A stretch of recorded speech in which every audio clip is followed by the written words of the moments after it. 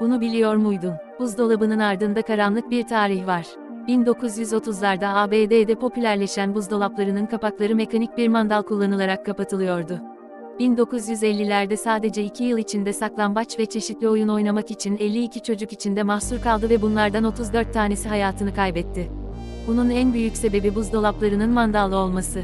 Dolayısıyla içeriden açılamıyordu. Bunun üzerine hükümet buzdolabı güvenlik yasası adı verilen bir kanun hazırladı. 1958 yılından sonra üretilen bütün buzdolaplarında mandal yerine manyetik bir mekanizma kullanıldı.